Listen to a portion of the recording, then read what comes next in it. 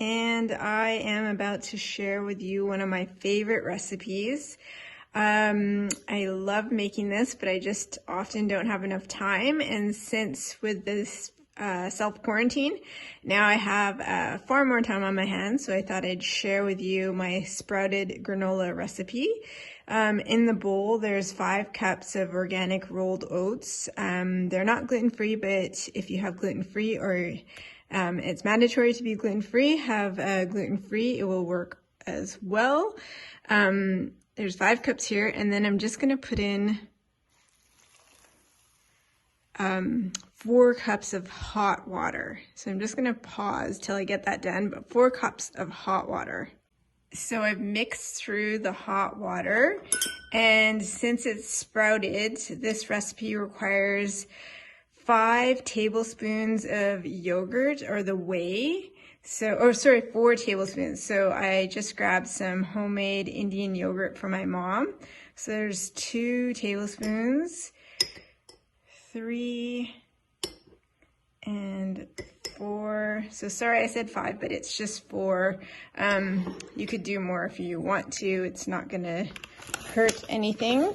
And then since we're fermenting or sprouting this granola prior to slow dehydration, I'm also gonna put some salt. So salt also helps the fermentation process. So I'm gonna do that. And then we just mix this up completely again, making sure that I'm not very good at this, but sorry, this is my first time doing a little recipe video, and it may or may not be 2 a.m. but I wanted to get this done before I go to sleep. Okay, so now that it is all mixed through, I'm just gonna make it look a little prettier. So I'm gonna just kind of bring this all down with the spatula. Grab any extra on the sides here. Okay, so that looks good. And then I'll take out the spoon. I'll clean that off after, but you take out the spoon and then you just cover it with a sheet, a towel, a tea towel, and leave that on the counter for 12 hours. So I will check this again tomorrow at 2 p.m. and it's 2 a.m. right now. I'm going to check it at 2 p.m. It can be left longer, but I'm going to check it at 2 p.m. and then I will show you the next steps. Okay, so we have sprouted the oats, and I had mentioned in the previous video that it was for, well, it's the same video, but I had mentioned that it's 12 hours. I was wrong, it's actually 24 hours. So we want to sprout this for 24 hours, and it will look like this, and it's all dry. And so now to put in the additional ingredients, it is 1/2 cup of butter and 1/2 cup coconut oil, virgin coconut oil. And so I use clarified butter. So just dump that in. I'll scrape it out after. And then the recipe calls for 1/2 cup of honey, but I don't have enough. This is just what I have at home, so I'm going to substitute it with maple syrup. This is the first time doing it with maple syrup, and it's 1/2 cup. And hopefully that works. I've made this recipe many, many times, but never with maple syrup.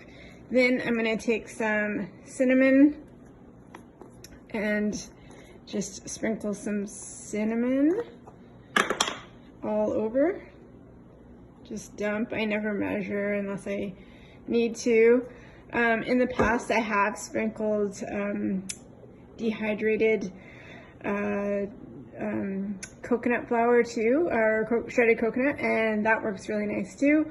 So I'm just gonna mix this all up with my hand, and it should be thoroughly mixed, and we'll show you the next steps. Okay, so all mixed through, and I've just portioned it into 2 equal parts, and I've lined 2 jelly roll pans with parchment paper. And so I want to take this entire roll,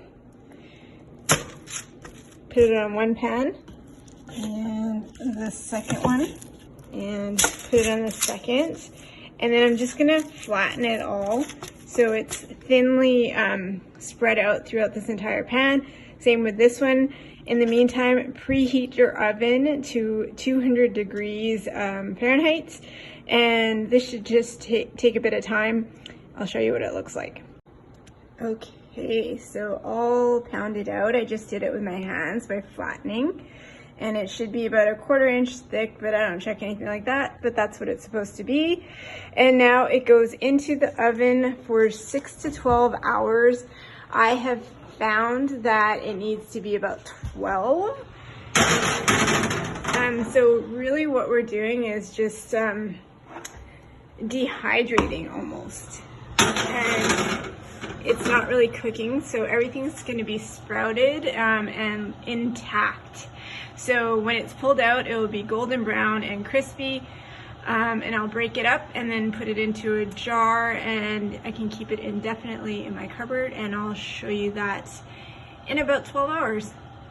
And it's been 12 hours exactly. So I am taking out the trays.